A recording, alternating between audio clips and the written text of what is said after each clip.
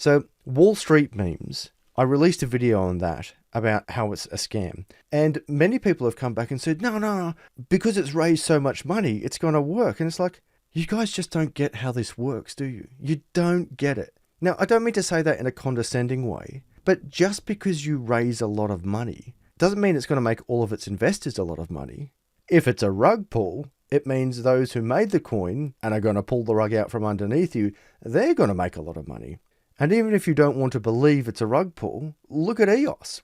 EOS wasn't a rug pull, depending who you ask, but it reminds us all, just because you raise a lot of money doesn't mean it's going to give you a lot of success. Look, dare I say, I've got to keep it balanced. Pulse is the same. Everyone who sacrificed for Pulse, you would have been better off not sacrificing and buying after it launched. Now, of course, you can't read a crystal ball and know that that was the best move to make. But if I head straight over to Pulse now, you can see here, as I zoom in, the price of Pulse at the moment is 0.47 of sacrifice. Meaning whatever you sacrificed for Pulse, depending on the coin at the time, of course, because you could have sacrificed Ethereum or Litecoin, or I think there's a whole list of coins that you could have sacrificed, and those coins are always going up and down. But ultimately, in the big picture, according to GoPulse itself, you've lost half of your money from getting in early. You would have been much better off buying now as a quantity of coins that you could obtain. And this is no dig at any project, just a sheer fact that reminds us that just because you got in early doesn't mean you're going to make a lot of money. And this is why ICOs are so brutal. Throw in the scam coins that are out there, and it's even worse. And I suggest that WallStreet Memes is absolutely a scam. You know the biggest flag with WallStreet Memes? Where are the founders? So I've just shown you Pulse, and now I'm talking about WallStreet Memes. What's the biggest difference between those two coins?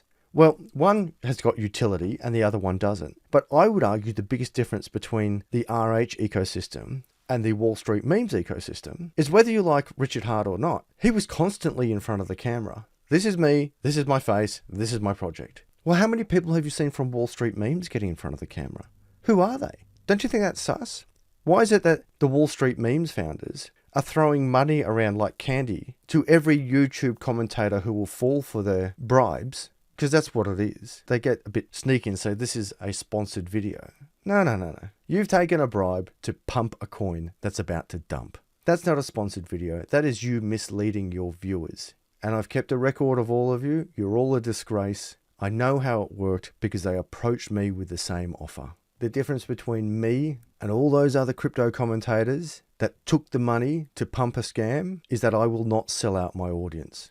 I can't guarantee I'll always get everything right, but I can guarantee I will not sell my soul and my brand to throw my audience under the bus so some foreign faceless entity can rip off you, my good crypto brothers and sisters. I've made copies of all the videos I could find of these prominent YouTubers shilling WallStreet Memes. And when WallStreet Memes does its rug pull, I will be publishing all of those videos. If I'm wrong, I'll wear it. But when you've been in this space long enough, it just becomes so blindingly obvious. And for all of you who have invested in WallStreet Memes, look, again, in crypto, anything can happen. Maybe you'll get a Shiba Inu. Maybe you'll get a Pepe. Maybe you'll get a Dogecoin. More likely, you'll be speaking to your accountant to write off those losses in your tax return.